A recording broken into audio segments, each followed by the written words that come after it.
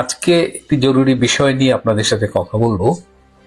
যে বিমানে করে বাংলাদেশের প্রধানমন্ত্রী জননেত্রী শেখ হাসিনা ভারতে গিয়েছিলেন, সেই বিমানে করেই সসম্মানে তিনি আবার ফিরে আসবেন।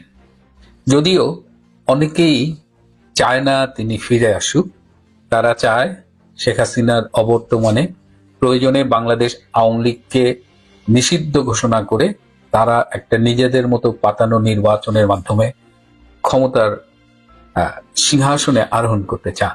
এই স্বপ্নটা অনেকেই দেখছে। Minus Awami League, minus Sheikh Hasina is easy, ক্ষমতা পৌঁছে যাওয়ার। সেই ক্ষমতা দেখছে একদিকে ডক্টর ইউনূস নির্বাচন ছাড়াই তিনি 4-5 বছর ক্ষমতায় থাকতে চান।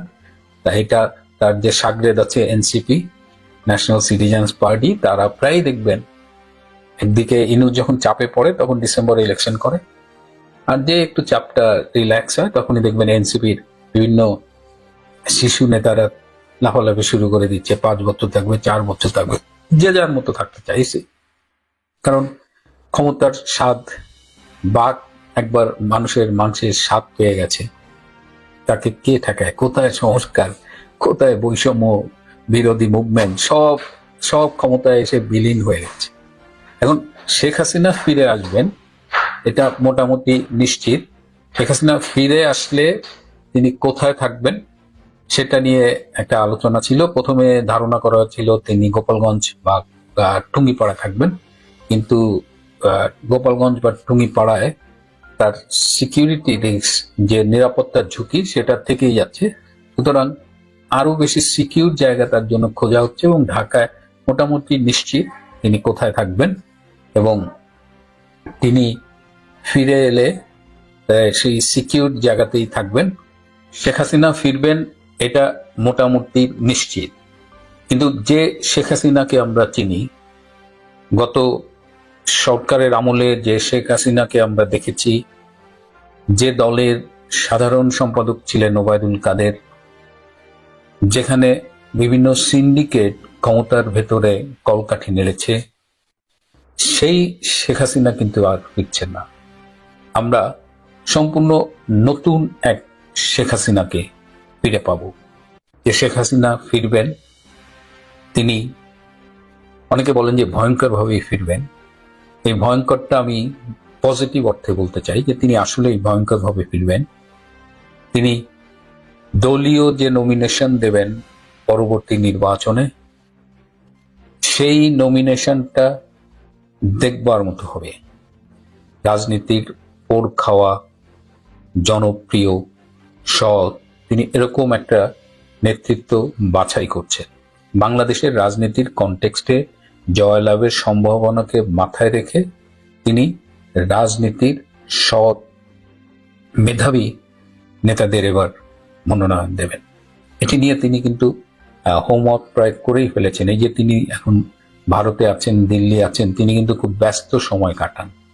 তিনি অনলাইনে কর্মীদের সাথে কথা বলেন, বিভিন্ন প্রোগ্রামে অনলাইনে ভাষণ দেন। এর বাইরে তিনি কিন্তু এই হোমওয়ার্ক গুলো করছেন, যে কোন জেলা লিডারশিপ কেমন হবে, কোন আসনে কাকে কাকে নমিনেশন দেয়া যেতে পারে। তিনি এরকম একটা পুল অফ প্রবাবল ক্যান্ডিডেটস তৈরি করে রাখছেন এবং দলীয় নেতৃত্ব নিয়েও তিনি ভাবছেন যে যারা বঙ্গবন্ধুর আদর্শকে ধারণ করে দলটাকে সত্যিকার ভাবে একদম আদর্শের পথে চালাবে। লাস্টে এটা তো অস্বীকার করার কিছু নেই যে আওয়ামী লীগ তার রাজনৈতিক লাইন থেকে অনেকখানি বিস্তৃত হয়েছিল। আওয়ামী লীগ কতটা বিস্তৃত হয়েছে তার চেয়ে কথা হলো আওয়ামী লীগের কিছু নেতাদের আচরণ আমাদের ক্ষুব্ধ করেছে, দলকে ক্ষতিগ্রস্ত করেছে। তো এইটা শেখ হাসিনা উপলব্ধি করেছে এবং সেই আলোকে তিনি দলটি ঢেলে সাজাবেন। অনেক হেভিওয়েট আওয়ামী লীগ নেতা বাদ পড়বেন, অনেক এমপি যারা নিজে এমপি হয়েছেন, নিজের বউকে উপজেলা চেয়ারম্যান করেছেন, ছেলেকে পার্টির নেতা করেছেন বা আর একটা পজিশন দিয়েছেন, এই যে ফ্যামিলি লিগ করেছিলেন যারা দায়িত্বকে, তারা অধিকাংশই বাদ পড়বেন। এবং যারা শেখ হাসিনার আত্মীয় পরিচয়ে দলকে হেয় করেছেন মানুষের কাছে, নানা রকম অপকর্মের সাথে জড়িত ছিলেন, সেই আত্মীয় লীগও এবার বাদ পড়বে। সুতরাং একটা অন্যরকম শেখ হাসিনাকে আমরা দেখব বলেই আশা করছি। এ কারণে আমি বলছি বা আমরা বলতে পারি যে শেখ হাসিনা ফিরবেন, কিন্তু সেই শেখ হাসিনা ফিরবেন না যাকে সামনে রেখে ক্ষমতা এবং দলকে মানে ব্যক্তিগতভাবে বা সিন্ডিকেট ফর্মে অপব্যবহার করা হয়েছে। সেই শেখ হাসিনা আর ফিরবেন না।